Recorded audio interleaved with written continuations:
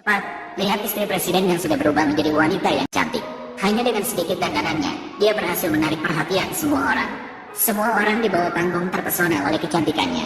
Dan pesonanya yang memukau membuat semua orang tercengang. Bahkan ada yang bertanya-tanya siapa dia. Seorang superstar yang sangat memukau.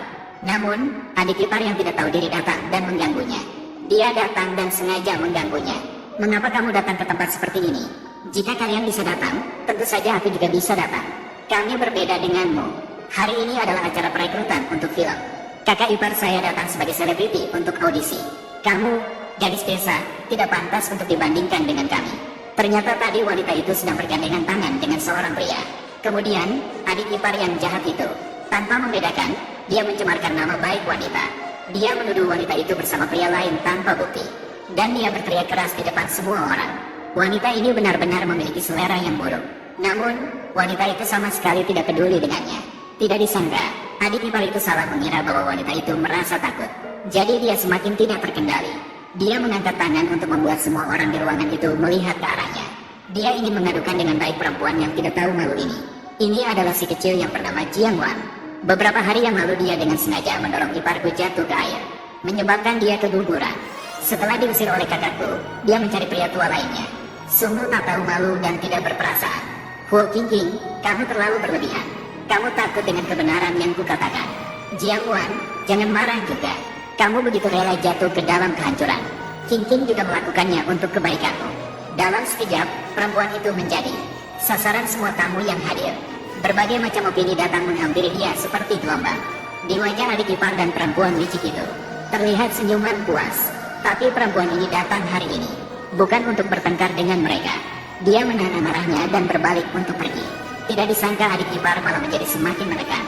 Melihat perempuan itu tidak menghiraukannya, dia marah dan ingin menyerang karena malu.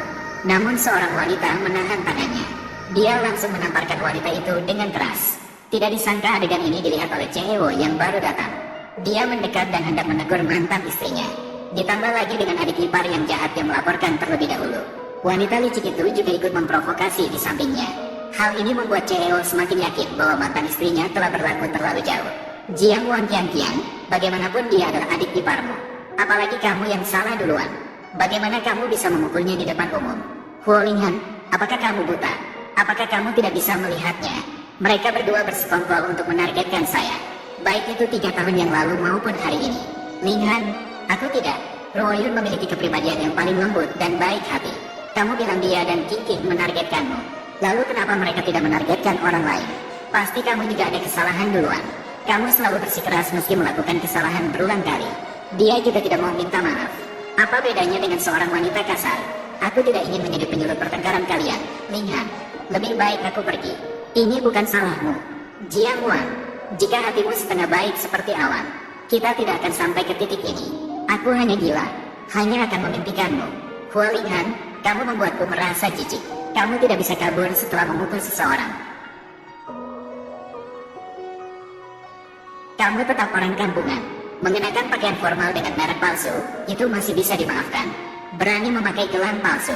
Sepertinya pria tua itu tidak begitu peduli padamu. Bahkan tidak mau membelikanmu gelang asli.